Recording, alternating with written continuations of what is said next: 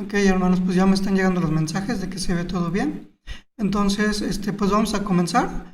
Antes de empezar con el estudio, pues vamos a orar para que sea el Señor el que nos guíe en esta tarde.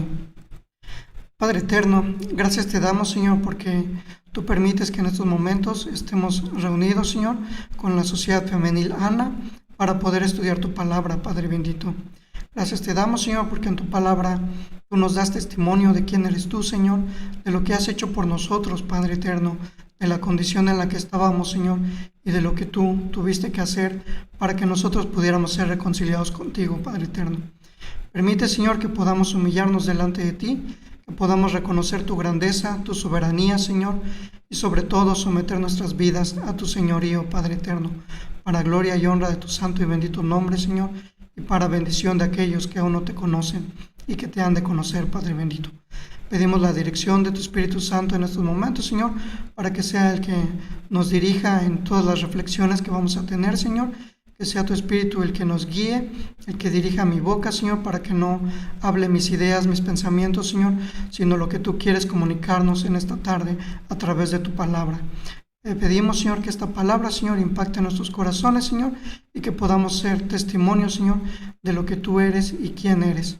En tus manos nos encomendamos, porque lo hacemos confiadamente en el precioso nombre de tu Hijo amado, nuestro Señor y Salvador, Cristo Jesús.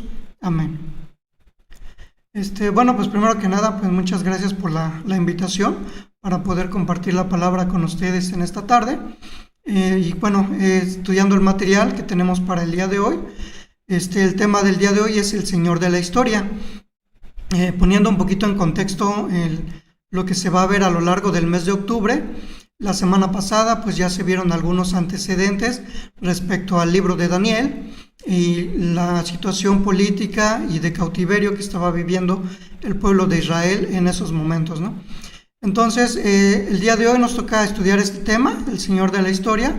Vamos a ver cómo el Señor obra a lo largo de la historia, sobre todo en la historia del pueblo de Israel, cómo Él ha estado presente, cómo los ha estado guiando y cómo sobre todo el Señor ha estado cumpliendo su propósito a lo largo de la historia que nosotros conocemos como historia humana. Aquí, bueno, este tema, nada más para ponerlo un poquito más en contexto, los siguientes 2 lunes se van a ver temas relacionados en cuanto a cultura. Entonces, el día de hoy también vamos a ver las bases que nos van a permitir precisamente analizar este tema de la cultura y ver cómo nosotros también podemos impactar nuestra cultura. Y para eso debemos pues tener ciertos principios que el día de hoy pues los vamos a cubrir primeramente Dios. Entonces, bueno, retomando un poquito las ideas que comenta la autora, teníamos primeramente que la historia bueno, aquí no sé si es autor o autora, perdón, del material en el mes de octubre. Tengo entendido que son conferencistas o predicadores invitados para elaborar los temas de estudio de cada lunes, o bueno, de cada reunión de la sociedad femenil. Y en este caso, bueno, retomando un poquito las ideas, se nos dice que la historia para el pueblo judío no era una colección de relatos narrativos donde simplemente contaban historias para preservar la memoria colectiva de lo que había sucedido con ellos, ¿no? A diferencia de lo que nosotros luego hacemos como pueblo mexicano, que recordamos sobre todo, ¿no? Un caso muy sonado es el tema de los niños héroes, donde todavía muchos historiadores están discutiendo si los niños héroes eran realmente niños o ya eran adolescentes o eran jóvenes, ¿no? Todo ese tipo de cuestiones, ¿no? Que para nosotros únicamente es para guardar la memoria de lo que ha sucedido con nosotros como nación, pues para el pueblo de Israel significaba algo más profundo, ¿no? No solamente era conservar la historia o la genealogía de quiénes eran sus antepasados, sino más bien era ver que Dios estaba obrando a lo largo de la historia y que Dios es el que los había preservado, los había salvado y es el que los había sostenido hasta esos momentos, ¿no? Entonces, en ese sentido, el pueblo de Israel confiaba que la historia que estaba en los libros de la Biblia eran parte de la palabra de Dios. Y de la misma forma, nosotros también creemos que esta historia que podemos encontrar en la Biblia, pues también es palabra de Dios y el Señor nos quiere transmitir un mensaje a través de su palabra. Entonces, no solamente era un registro de lo que Dios había hecho para memoria de ellos, ¿no? Una idea muy importante que moldeaba este pensamiento para el pueblo judío era el hecho de que ellos tenían conciencia de que estaban adorando, alabando a un Dios creador, a un Dios que había hecho los cielos y la tierra, y que por lo tanto, al haber sido el creador de todo lo que existe, pues también Él es el que gobierna sobre todo el mundo, y por eso lo que encontramos en la Biblia no solamente es algo de historia, ¿no? Sino más bien es el accionar, la obra de Dios a lo largo de la historia humana, para que pues precisamente nosotros como seres humanos, como raza humana caída, pues pudiéramos conocer quién es Dios y lo que Él ha hecho por nosotros. Entonces, el autor menciona que el pueblo de Israel recurría a su historia para poder saber quiénes eran, para no repetir los errores del pasado. Sin embargo, como bien la palabra pues nos enseña y nos explica, el pueblo de Israel muchas veces olvidaba al Dios al que adoraban, no conocían la palabra y por lo tanto tendían a repetir los errores de su pasado, ¿no? Este ciclo, por ejemplo, está muy claro en el libro de los Jueces, donde podemos ver que una nación extranjera oprime al pueblo de Israel, el Señor envía un libertador, libera a su pueblo y el pueblo pues regresa a los caminos del Señor, pero posteriormente la generación que conoció al Señor vuelve a fallecer, se encuentra con el Señor, y los hijos que ya no conocieron del Señor pues nuevamente se vuelven a olvidar y vuelven a ser oprimidos, ¿no? Entonces podemos ver que este ciclo o este patrón se repite a lo largo de la historia bíblica, sobre todo en el Antiguo Testamento, ¿no? Entonces, para comenzar, ya propiamente hablando nuestro estudio el día de hoy, tenemos que entender algo muy importante que el Señor realizó con su pueblo, o parte de las directrices de las enseñanzas o de los lineamientos que el Señor les dio a su pueblo cuando ellos fueron liberados de Egipto, ¿no? Recordemos que en Egipto estuvo el pueblo de Israel 400 años como esclavo aproximadamente, hasta que el Señor se acordó de la promesa que les había hecho y mandó a Moisés para liberar al pueblo de Israel, ¿no?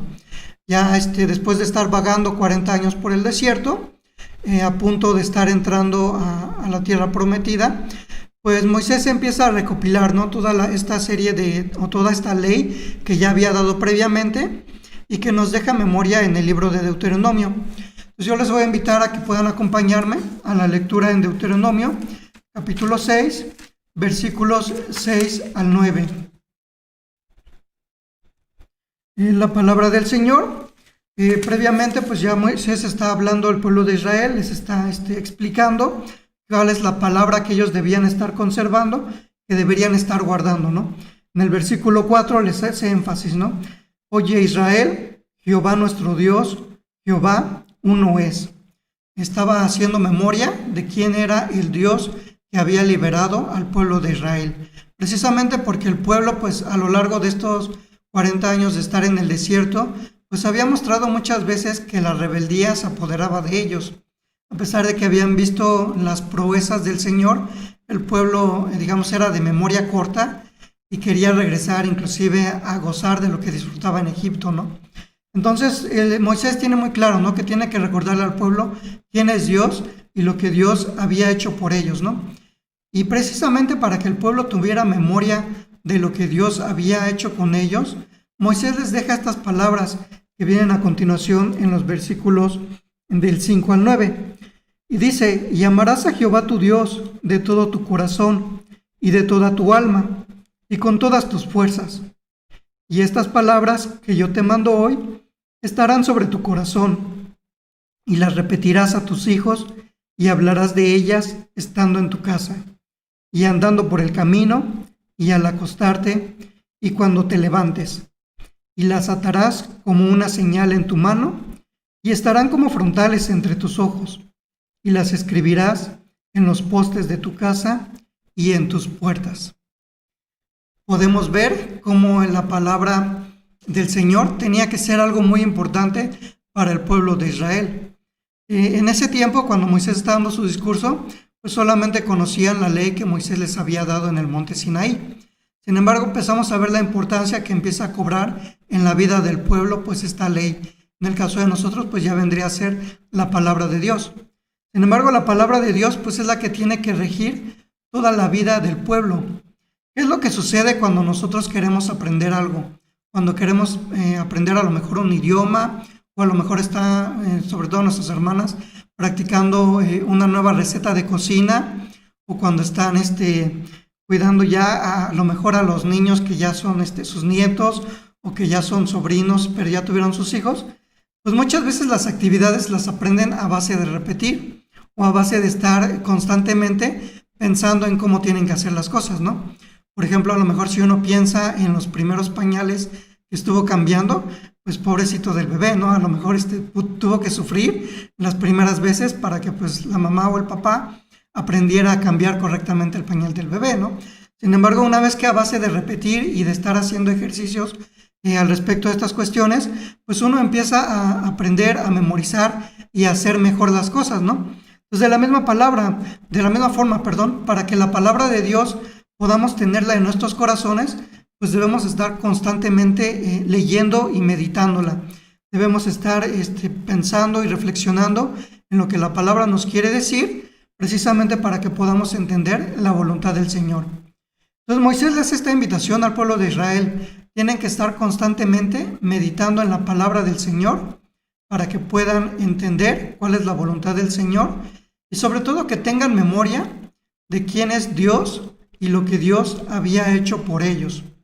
Precisamente, esta misma invitación, pues el Señor se la hace a Josué en el capítulo 1 de los versículos 7 al 9.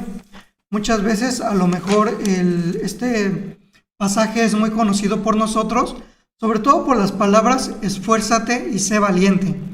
Y muchas veces tomamos estos versículos como esa promesa por parte del Señor, ¿no?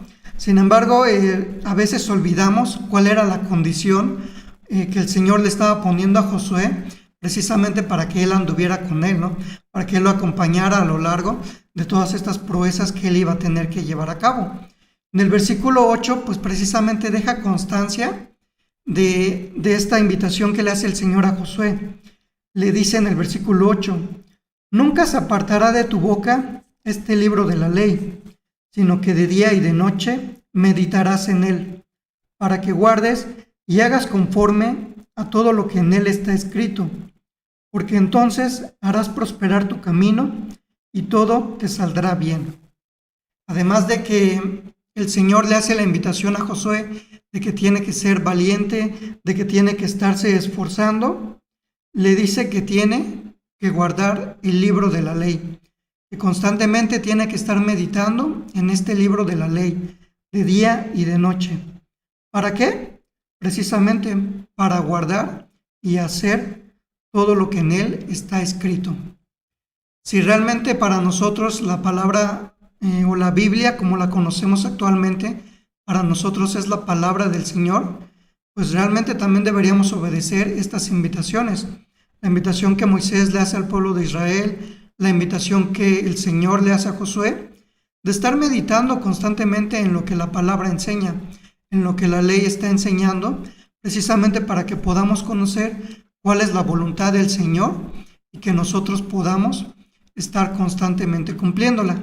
Si nosotros no conocemos la palabra del Señor, pues obviamente nosotros no vamos a conocer cuál es la voluntad del Señor, cuáles son sus mandamientos, cuáles son sus ordenanzas, qué es lo que nosotros deberíamos de hacer para manifestar el amor de Dios en nuestras vidas. Y si no lo sabemos hacer, pues obviamente nosotros no vamos a dar testimonio de lo que Dios ha hecho en nuestras vidas a través del sacrificio de su Hijo amado. Entonces tenemos como para el pueblo de Israel era muy importante guardar la ley, porque Moisés, como un gran líder, pues les había dicho que ellos tenían que hacer seguir esta instrucción, guardar la ley.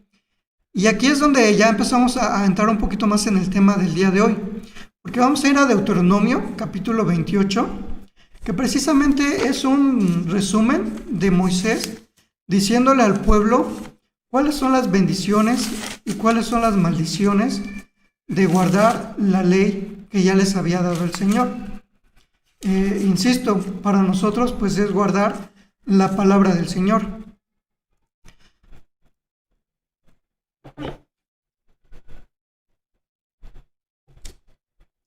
De los versículos 1 al 13, El capítulo 28 describe las bendiciones que el pueblo puede recibir por parte del Señor cuando guarda la ley del Señor. Y precisamente los versículos 13 y 14 describen esta condición, ser obedientes al mandato del Señor. Los versículos 13 y 14, voy a omitir ahorita varios versículos por cuestión de tiempo, pero pues les invito a que puedan ustedes darle lectura ya con más calma y puedan reflexionar al respecto, lo que también el Señor dice en el resto de los capítulos que vamos a ver el día de hoy. El versículo 13 dice así: te pondrá Jehová por cabeza y no por cola, y estarás encima solamente, y no estarás debajo, si obedecieres los mandamientos de Jehová tu Dios, que yo te ordeno hoy, para que los guardes y cumplas. Y si no te apartares de todas las palabras que yo te mando hoy, ni a diestra ni a siniestra, para ir tras dioses ajenos y servirles. Aquí está la condición que ya estaba dándoles el Señor al pueblo de Israel cuando estaban a punto de entrar a la tierra prometida, cuando ya iban a tomar posesión de esta tierra que el Señor les había prometido a través de Abraham.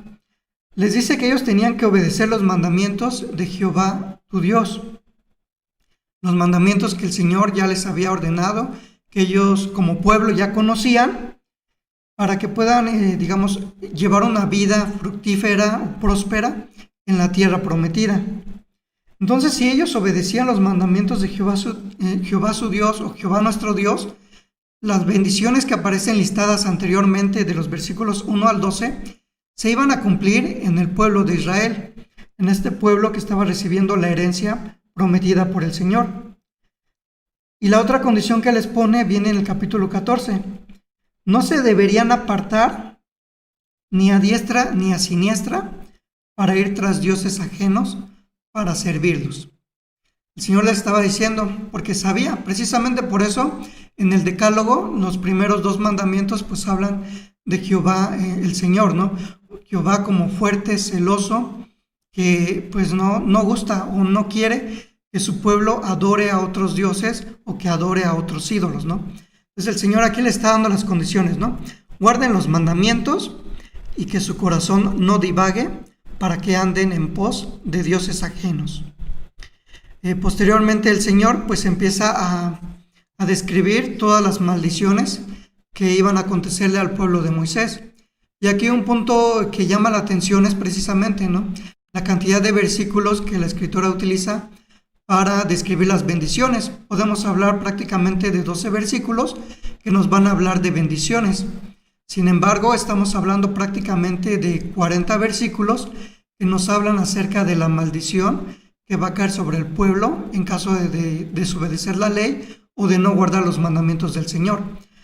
Vemos cómo Moisés tiene que hacer este énfasis precisamente porque como seres humanos pues nos olvidamos rápidamente de la ley del Señor y muchas veces pues cedemos a la tentación o nuestro corazón quiere hacer lo malo delante del Señor, ¿no?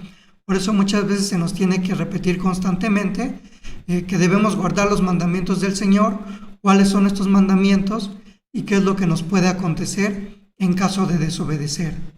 Entonces, de los versículos 15 al 57 se describen estas maldiciones o aflicciones que el pueblo va a sufrir en caso de desobedecer.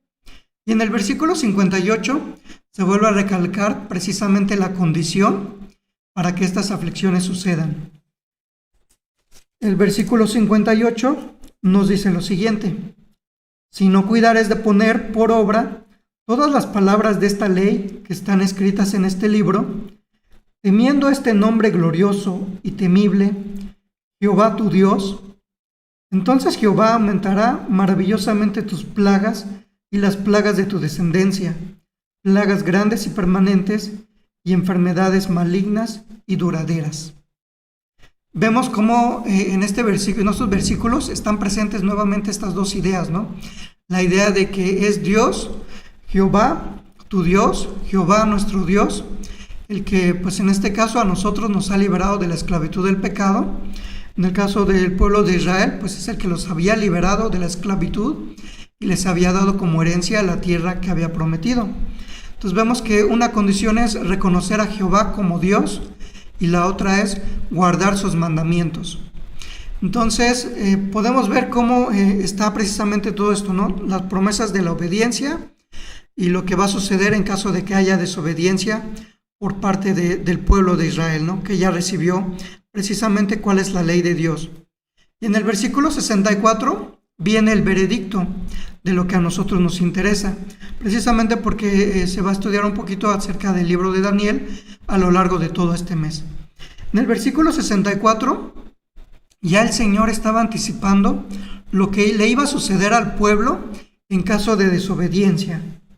El versículo 64 nos dice, ya previamente hablando de que el pueblo pudiera desobedecer, la consecuencia es: y Jehová te esparcirá por todos los pueblos, desde un extremo de la tierra hasta el otro extremo, y allí servirás a dioses ajenos, que no conociste tú ni tus padres, al leño y a la piedra. Pues Dios, como soberano de la historia y conociendo ya todo lo que iba a acontecer, pues ya le estaba advirtiendo al pueblo, ¿no? En el momento que el pueblo dejara de obedecer al Señor, iban a ser esparcidos. Y el hecho de que iban a ser esparcidos llama la atención precisamente en ese versículo cuando dice: servirás a dioses ajenos que no has conocido ni tú ni tus padres. El pueblo pues había venido de ser esclavo en Egipto, pudieron conocer a los dioses de Egipto por estar en contacto con la cultura egipcia. Sin embargo, ya cuando el Señor los saca de ese pueblo, pues les dice: ustedes ya no van a adorar a ningún otro Dios que no sea yo. Entonces precisamente los aísla de las culturas que estaban en ese momento en esta tierra prometida para que el pueblo no se contaminara. Y hablando de estos dioses que ellos no conocían, pues posteriormente vamos a ver que estas naciones son Asiria y Babilonia, que precisamente ellos no conocían porque no conocían esas regiones, no conocían la cultura de esas zonas y por lo tanto no tenían conocimiento de quiénes eran estos dioses, ¿no? Entonces aquí ya Dios les dice, como no van a adorarlo únicamente no van a adorar a Dios como Dios único, pues Él los va a mandar a otros lados, precisamente donde van a ser sometidos, van a ser esclavizados o puestos en cautiverio para que adoren a otros dioses que ellos no han conocido ni sus padres. Entonces vemos cómo el Señor, conociendo la naturaleza de su pueblo, pues tiene que advertirles, ¿no? Y decirles: cuando ustedes dejen de obedecer mis mandamientos y ya no me reconozcan como único Dios, entonces voy a esparcirlos. Y precisamente el Señor nos deja testimonio a través de su palabra para que veamos que a pesar de que hay advertencias por parte del Señor, muchas veces como pueblo o como individuos, pues somos rebeldes y nuestra naturaleza pecaminosa sale a flote y desobedecemos los mandamientos que el Señor pues nos ha dejado a nosotros para que obedezcamos. Entonces, esta digamos sería como que el antecedente bíblico de la situación que el pueblo estaba viviendo en el momento del cautiverio. El Señor ya les había dado registro o les había dicho en su momento, cuando recién los liberó, cuando recién los estaba conformando como pueblo, que tenían que obedecer la ley y reconocerlo únicamente a Él como Dios. Como ellos desobedecieron y se olvidaron de Dios y fueron en pos de dioses ajenos, pues viene toda esta situación de conquista y de que el pueblo es esparcido para llevarlos en cautiverio. Entonces vemos que había ya condiciones que el Señor había establecido, que el pueblo desobedeció y por eso estaban viviendo esa situación en el momento en que transcurre todo el libro de Daniel. Entonces, ¿qué es lo que sucedió antes de que el pueblo fuera esparcido?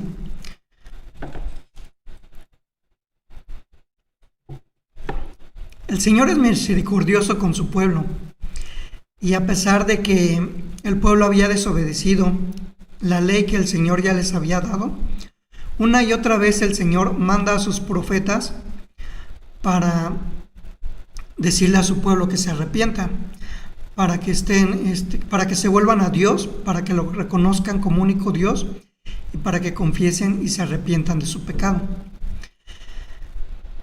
Parte de este mensaje pues lo vamos a encontrar en los libros de los profetas Isaías y Jeremías, En la tarde de hoy vamos a referirnos a Jeremías, capítulo 2. Vamos a ver brevemente los capítulos 2 y 3. Y para eso les invito a que me puedan acompañar a Jeremías 2 y 3. Y vamos a ver algunos versículos que nos ayudarán a complementar, o más bien nos van a dar luz en cuanto al mensaje que el Señor estaba dándole a su pueblo, inclusive antes de mandarlos al cautiverio, ¿no? Entonces el Señor, a través de su profeta Jeremías, manda precisamente este mensaje o este ultimátum ya al pueblo para que se arrepiente y confiesa sus pecados. Entonces, en el capítulo 2, de los versículos 1 al 7, se nos va a relatar la misericordia de Dios con su pueblo. Esto que ya estamos comentando, ¿no? Cómo los sacó de Egipto y los lleva a la tierra prometida. Y hay un versículo que se me hizo muy interesante, el versículo 2, porque precisamente le dice el Señor al pueblo: ustedes en otro tiempo me buscaban, ustedes en otro tiempo me amaban. Les dice así: anda y clama a los oídos de Jerusalén diciendo, así dice Jehová, me he acordado de ti, de la fidelidad de tu juventud, del amor de tu desposorio, cuando andabas en pos de mí en el desierto, en tierra no sembrada. Precisamente el Señor pues les está diciendo al pueblo, ¿no? A este pueblo que ya era más rebelde en estos momentos, que en algún tiempo ellos como pueblo habían reconocido a Dios como único Dios y que habían guardado sus mandamientos. Ellos habían sido fieles en su juventud y que en ese momento ya no estaban siendo fieles. Ellos estaban siendo infieles y andaban yendo en pos de otros dioses. Entonces vemos que el Señor no solamente tiene misericordia al enviar un mensaje de exhortación o de llamado al arrepentimiento, sino que también le dice al pueblo: ustedes como pueblo en algún momento me adoraron, me reconocieron como único Dios, guardaron mis mandamientos. Porque muchas veces pasa que en nuestro andar cristiano, nosotros también necesitamos esas palabras de aliento, de reconocer que a lo mejor si en estos momentos estamos viviendo una prueba o nos sentimos alejados del Señor por nuestro propio pecado, el Señor también se acuerda de que en algún momento fuimos fieles y anduvimos en pos de Él cuando recién lo conocimos. Y precisamente es un mensaje de aliento porque nos viene a decir y nos viene a recordar el amor de Dios y su misericordia, que no se acaba y que nosotros podemos acudir a Él y confesar nuestros pecados para que seamos reconciliados con Dios. Entonces esto es lo que el Señor está haciendo una invitación al pueblo precisamente para que sean reconciliados y puedan adorar otra vez a Dios como único Dios y guardar sus mandamientos. Y el versículo 8 precisamente viene a conectar nuevamente con la importancia de guardar la ley. Y para guardarla, pues nosotros tenemos que conocerla. El versículo 8 dice lo siguiente: los sacerdotes no dijeron, ¿dónde está Jehová?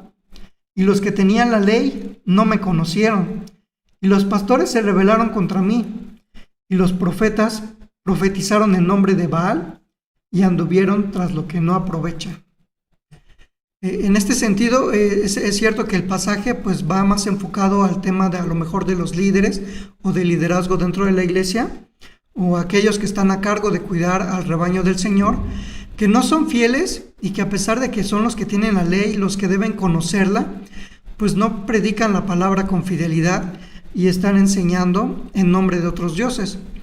En este caso, pues sí es una reprensión hacia el liderazgo, pero también aplica para nosotros como creyentes, que pues también tenemos que estar examinando lo que nuestros predicadores o lo que nuestras autoridades pues nos están enseñando, que tengan concordancia con lo que la palabra enseña.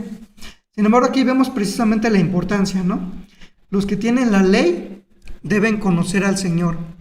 Si tenemos la palabra de Dios, tenemos acceso a ella, pues debemos conocer precisamente la palabra del Señor para que nuestras vidas reflejen lo que esta palabra enseña. Si nosotros, a pesar de que tengamos nuestras Biblias en casa, pues no las leemos y no meditamos en ellas, pues de nada nos van a servir, porque vamos a ser como estos pastores o estos profetas que tenían la ley, pero no la conocían. Por lo tanto, no solamente no somos de bendición a lo mejor a nuestras familias, sino también a aquellos que todavía no conocen del Señor, porque precisamente no sabemos cómo tendríamos que hablarles por mismo desconocimiento de lo que la palabra nos enseña. Entonces vemos cómo nosotros como pueblo de Dios debemos ser fieles a la palabra, además de reconocer a Dios como único Dios. Tenemos aquí precisamente que en el versículo 13 se muestra la realidad del pecado del pueblo de Israel. Se mencionan dos faltas. Primero, dejar a Dios, que es la fuente de agua viva, y segundo, cavar cisternas rotas para intentar retener el agua. En este sentido, pues precisamente viene a ser nuevamente el paralelo, ¿no? O va de la mano con las ideas que ya hemos comentado previamente, ¿no? El hecho de que el pueblo de Israel no reconoce a Dios como único Dios y va en pos de dioses ajenos. Y en eso se refiere precisamente a la parte de cavar cisternas rotas, en el hecho de que ya no estaban dependiendo de Dios, sino que buscaban que a través de otros dioses pues fueran bendecidos, ¿no? Entonces precisamente esto es pues orar a otros dioses que no son Dios, o confiar en dioses paganos que realmente, pues como dice el profeta, que tienen ojos y no oyen, que tienen oídos y que no oyen, y que por lo tanto pues no pueden responder las oraciones de los fieles. Precisamente pues en este capítulo el profeta va a seguir describiendo las consecuencias de haber abandonado el temor de Jehová. Esto lo podemos ver claramente en el versículo 19, y en el versículo 27 vamos a ver un paralelismo con Deuteronomio 28:64. El versículo 27 dice así, hablando precisamente de aquellos que invocaban a otros dioses. Que dicen sus sacerdotes, sus sacerdotes y sus profetas, que dicen a un leño, mi padre eres tú, y a una piedra, tú me has engendrado, porque me volvieron la cerviz y no el rostro, y en el tiempo de su calamidad dicen, levántate y líbranos. Si recuerdan, en Deuteronomio 28:64, además de haber dicho el Señor que iba a esparcir al pueblo de Israel, les dijo que iban a adorar a otros dioses, que iban a hablar precisamente del leño y de la piedra. Y aquí vemos cómo el Señor, pues como Él lo conoce todo, les dice que sus sacerdotes y sus profetas estaban adorando a leños y a piedras. Al leño le decían, mi padre eres tú, y a las piedras le decían, tú me has engendrado, en vez de reconocer a Dios como Dios soberano. Estaban adorando a ídolos que eran leños y piedras. Y el Señor pues precisamente tiene memoria de todo lo que ya le había advertido al pueblo y que en ese momento estaba sucediendo. Entonces el Señor, siendo misericordioso, hace una exhortación al pueblo de Israel para arrepentirse. Y precisamente en el capítulo 3 vamos a tener este llamado de arrepentimiento. Los versículos 13 y 14 del versículo 3 nos van a dar una pista o indicios de cuál era cuál era el arrepentimiento que el Señor estaba esperando por parte de su pueblo. Versículos 13 y 14 del capítulo 3 dicen así: reconoce pues tu maldad, porque contra Jehová tu Dios has prevaricado, y fornicaste con los extraños debajo de todo árbol frondoso, y no oíste mi voz, dice Jehová. Convertíos, hijos rebeldes, dice Jehová, porque yo soy vuestro esposo, y os tomaré uno de cada ciudad, y dos de cada familia, y os introduciré en Sión, y os daré pastores según mi corazón, que os apacienten con ciencia y con inteligencia. Vemos aquí que el Señor pues está llamando a su pueblo al arrepentimiento y les da una serie de 2 pasos y una promesa. En el versículo 13 les dice, primero, para que puedan volver a Dios, para que puedan arrepentirse, tienen que reconocer la maldad que ellos habían hecho. Esto es importante porque muchas veces queremos buscar a Dios como si Dios fuera nuestro igual y no reconocemos la maldad que hay en nosotros. Si primero no reconocemos nosotros el pecado que hay en nuestras vidas, pues difícilmente vamos a poder acercarnos a Dios. Por eso el Señor primero le dice a su pueblo, tienen que reconocer su maldad. Y posteriormente en el versículo 14 les da el siguiente paso, convertirse. ¿Y qué es lo que implica esta conversión? Pues precisamente que reconozcan nuevamente a Dios como único Dios y a su palabra, que sean fieles. Si el pueblo de Israel reconociera su maldad y se convirtiera en estos momentos, en ese contexto que estamos viendo, pues la promesa del Señor es esta: darles pastores que los apacienten con ciencia e inteligencia. Ya habíamos visto que previamente, debido a estos profetas, a estos pastores que no conocían la ley de Dios, pues en vez de guiar al pueblo de Dios, los alejaban más de él. La promesa del Señor para aquellos que se convierten y que reconocen su maldad es esta: el que podamos tener acceso a pastores que nos apacienten con ciencia e inteligencia. Versículos 21 al 25 nos van a dar un testimonio final de lo que el pueblo había hecho. Sus caminos habían sido torcidos, se olvidaron de Jehová, y sin embargo nuevamente el Señor hace una exhortación a convertirse.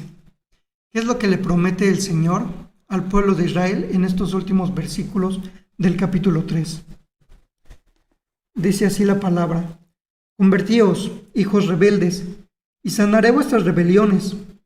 He aquí nosotros venimos a ti, porque tú eres Jehová nuestro Dios. Ciertamente vanidad son los collados, y el bullicio sobre los montes. Ciertamente en Jehová, nuestro Dios, está la salvación de Israel. Confusión consumió el trabajo de nuestros padres desde nuestra juventud, sus ovejas, sus vacas, sus hijos y sus hijas. Yacemos en nuestra confusión, y nuestra afrenta nos cubre, porque pecamos contra Jehová nuestro Dios, nosotros y nuestros padres, desde nuestra juventud y hasta este día, y no hemos escuchado la voz de Jehová nuestro Dios. Precisamente vemos cómo el pueblo confiesa, así lo deja sentado el profeta Jeremías, que esto es lo que debería confesar el pueblo de Israel, ¿no? El Señor estaba esperando que el pueblo confesara estas palabras: reconocer que Jehová es Dios, reconocer que solamente en Jehová estaba la salvación del pueblo de Israel, pero sobre todo reconocer que había un pecado delante del Señor.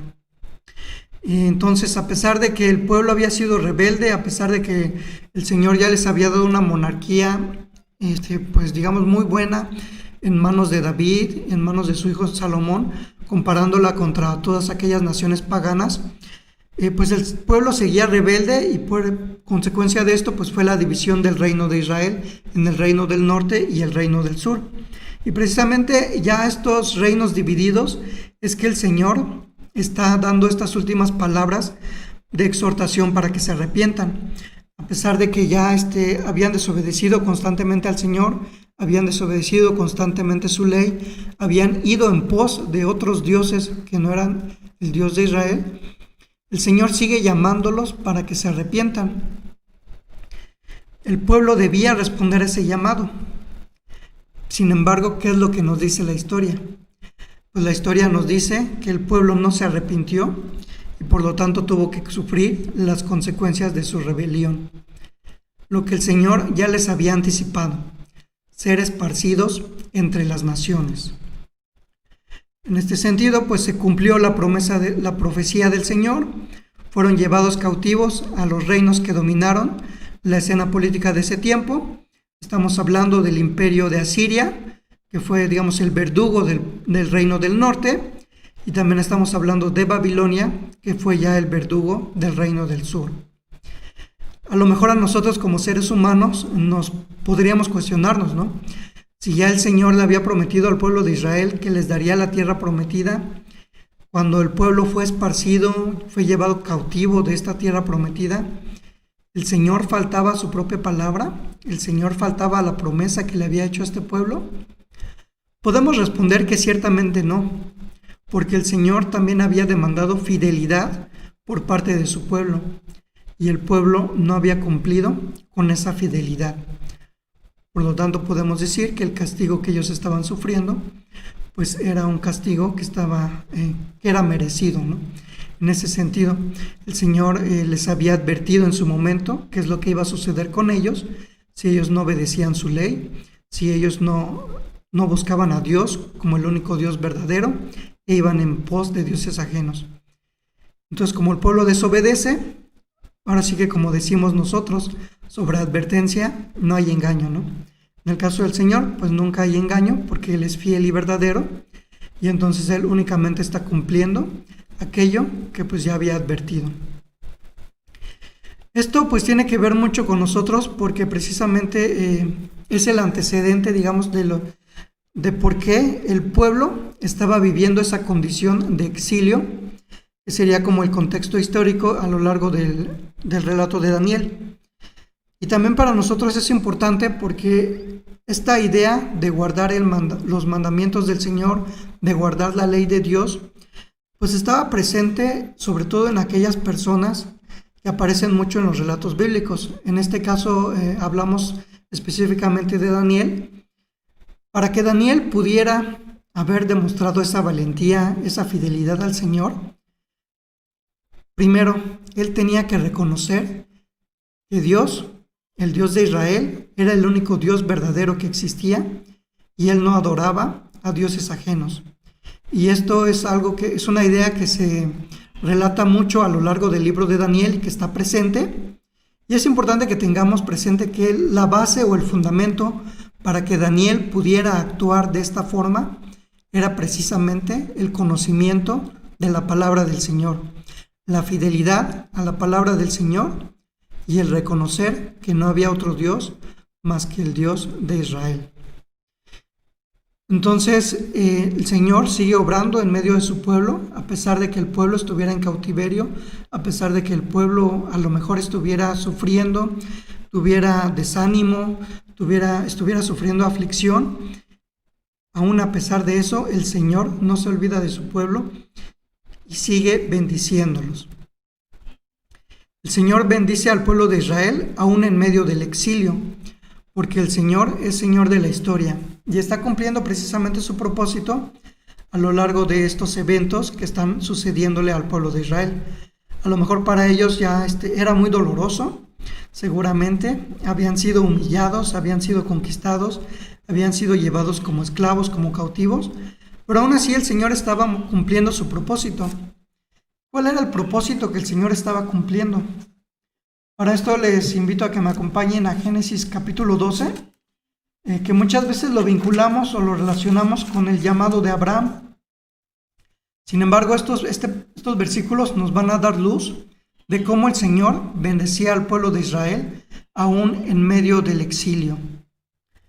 Los versículos dicen lo siguiente: pero Jehová había dicho a Abraham: vete de tu tierra y de tu parentela y de la casa de tu padre a la tierra que te mostraré, y haré de ti una nación grande, y te bendeciré, y engrandeceré tu nombre, y serás bendición.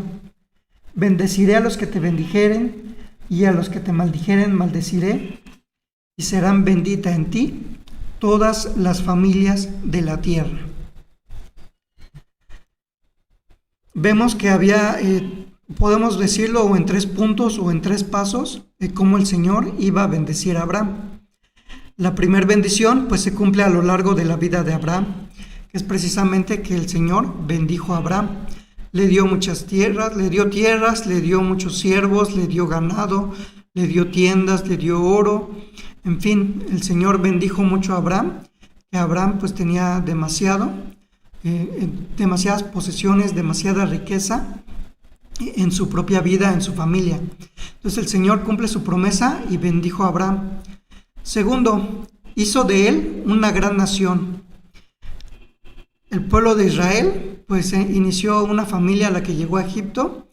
Estamos hablando alrededor de 100 personas las que entran a Egipto y salen miles de Egipto y van a Canaán.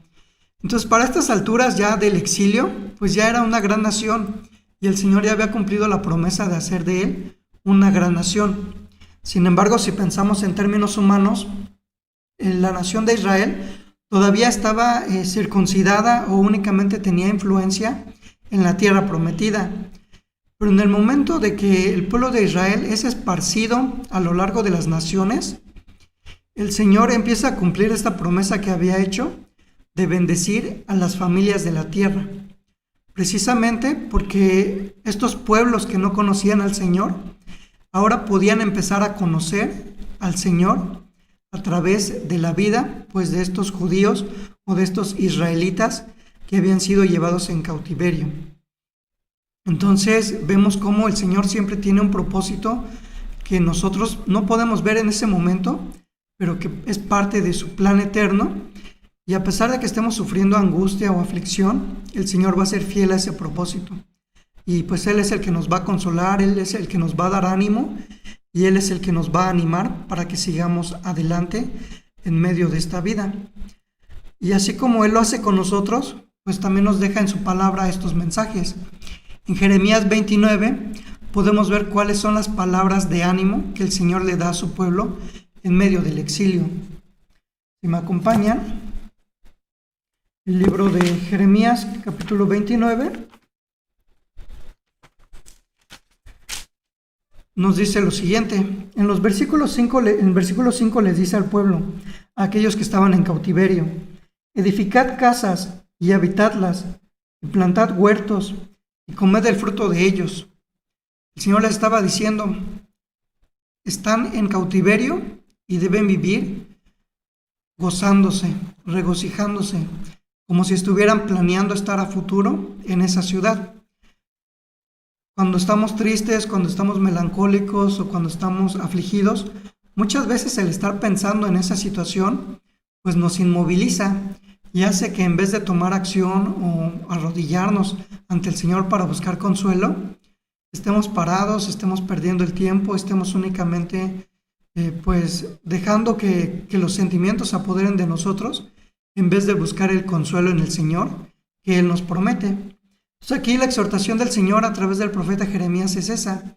Ustedes que están en cautiverio, pues no estén añorando aquello que dejaron en la tierra prometida, no estén añorando el poder ir a adorar a Jerusalén.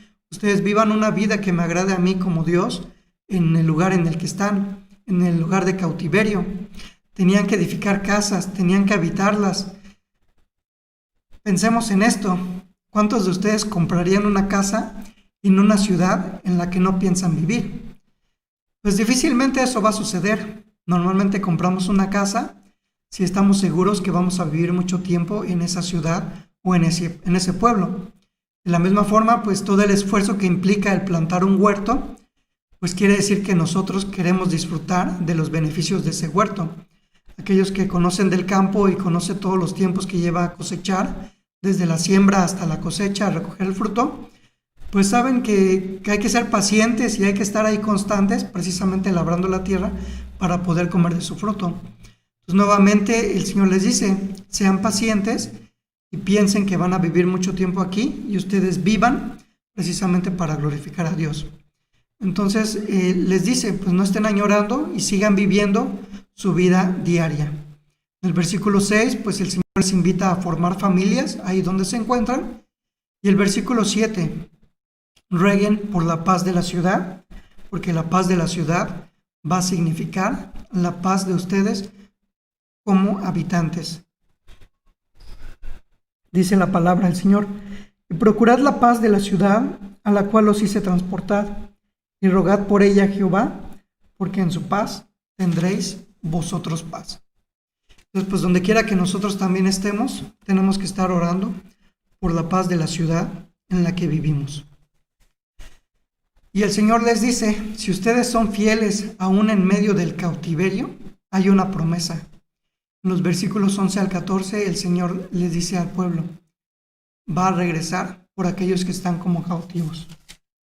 Es decir, no solamente que debería vivir el pueblo como si ya no hubiera mañana, o más bien como si siempre fueran a vivir ahí, sino que también el Señor les está prometiendo y les está dando esa esperanza o ese ánimo, ¿no? El Señor se va a acordar de su pueblo y va a regresar por ellos en el tiempo que así Él lo ha determinado. El versículo 12 y 13 dice lo siguiente, entonces me invocaréis y vendréis y oraréis a mí, y yo os oiré, y me buscaréis y me hallaréis, porque me buscaréis de todo vuestro corazón. Entonces, precisamente la condición que el Señor le pone al pueblo para que ellos puedan regresar a Él, para que puedan buscarle, es precisamente esta: buscar a Dios de todo corazón. Entonces vemos cómo estos elementos están presentes. Debemos reconocer a Dios como único Dios. Debemos ser fieles a la palabra de Dios. Pero para ser fieles a la palabra de Dios necesitamos conocerla. Si no conocemos la palabra de Dios, si no meditamos en la palabra de Dios, difícilmente vamos a conocerla y difícilmente vamos a poder ser fieles a la palabra del Señor. Y para poder, digamos, cumplir o poder llevar a cabo estas dos acciones de reconocer a Dios como único Dios y ser fieles a su palabra, es porque precisamente le estamos buscando de todo nuestro corazón. Con todo nuestro corazón vamos a reconocer a Dios como único Dios y con todo corazón vamos a amar su palabra precisamente para que podamos conocer su voluntad. Entonces vemos cómo también a lo largo de la historia, a pesar de estas situaciones que para el pueblo pues eran desafiantes y que eran de adversidad, el Señor, al ser Señor de la historia, está cumpliendo ese propósito eterno que ya tenía. Y precisamente el Señor utiliza la desobediencia del pueblo de Israel y aún en medio de esa rebelión y en medio de ese exilio, el Señor está cumpliendo su propósito, porque Él prepara las condiciones necesarias para que cuando el Mesías prometido viniera, su evangelio pudiera propagarse a lo largo del mundo conocido. En este sentido, pensemos brevemente, el hecho de que el pueblo fuera dispersado dio como, más bien por esa razón, surgieron las sinagogas, que precisamente eran los lugares donde los judíos que conocían la ley o la palabra del Señor se reunían para estudiarla.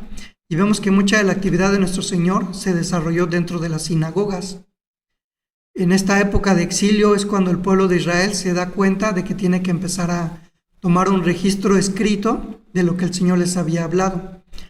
Entonces empiezan, digamos, a escribir lo que ellos ya conocían de la ley de Dios y empieza a formarse como tal el canon de las Escrituras, lo que nosotros conocemos como Antiguo Testamento, que precisamente es el registro que el Señor nos deja de su palabra. Entonces, todas estas condiciones las fue utilizando el Señor a lo largo de la historia, precisamente también para que nosotros pudiéramos conocer acerca de su Hijo Jesucristo y pues precisamente entregar nuestra vida a Él. Entonces vemos, o más bien más adelante nosotros vamos a ver cómo esta condición de reconocer únicamente a Dios como Dios verdadero, el de ser fieles a su palabra, pues va a impactar no solamente en nuestras vidas, sino también en la forma en cómo nosotros percibimos la cultura en la cual nos desenvolvemos. Pero bueno, eso ya será tema para posteriores estudios. Entonces el día de hoy pues concluimos con esta reflexión. Digo, si tienen alguna duda o comentario adicional, pues digo, estoy leyendo los mensajes, y si no, pues ya con esto concluiríamos la reflexión de esta tarde. Parece que no hay mensajes, entonces bueno, con esto concluimos, hermanos. Les agradezco mucho que me hayan invitado y bueno, fue un placer estar con ustedes. Que el Señor les bendiga. Vamos a orar para concluir con este momento. Padre eterno, gracias te damos, Señor, porque tú nos has dado tu palabra, Señor, porque en ella tú nos dejas testimonio de quién eres, Señor, de cómo debemos adorarte, de cómo debemos buscarte, Señor. Y sobre todo, Padre, nos das testimonio de lo que tú has hecho a través de tu Hijo Jesucristo para que nosotros pudiéramos ser reconciliados contigo, Padre eterno. Gracias te damos, Señor, porque tú has obrado a lo largo de nuestra historia humana, Señor, siendo fiel a tu promesa, siendo fiel a tu pacto que estableciste con tu pueblo, Señor. Y gracias te damos, Señor, porque tú permitiste que en estos momentos pudiéramos reflexionar un poco acerca del significado que debería tener tu palabra en nuestras vidas, acerca de la importancia que deberíamos darle al estudio de tu palabra, a reflexionar en ella, Señor, para que nuestra mente pueda ser moldeada conforme a tu corazón, Señor, para que podamos adorarte, para que podamos glorificarte, como solamente tú mereces, Señor, y como tú nos mandas que lo hagamos, Padre bendito. En tus manos nos encomendamos, Señor, que lo que hemos escuchado esta tarde, Señor, pueda transformar nuestros corazones, Señor, porque tú has prometido que tu palabra no volverá a ti vacía, Señor. Transforma nuestros corazones, Señor, y permítenos ser de bendición a aquellos que no te conocen, Padre eterno, que podamos llevar palabras de consuelo, de ánimo a aquellos que están afligidos, Padre bendito, que podamos adorarte únicamente a ti con nuestras acciones, Señor, que podamos dar testimonio de todo aquello que tú has hecho en nuestras vidas, Padre eterno, precisamente para que podamos dar testimonio, Padre bendito. En tus manos nos encomendamos, Señor, y lo hacemos confiados en el precioso nombre, que es sobre todo nombre, Señor, el de tu Hijo amado, nuestro Señor y Salvador, Cristo Jesús. Amén. Que el Señor les bendiga.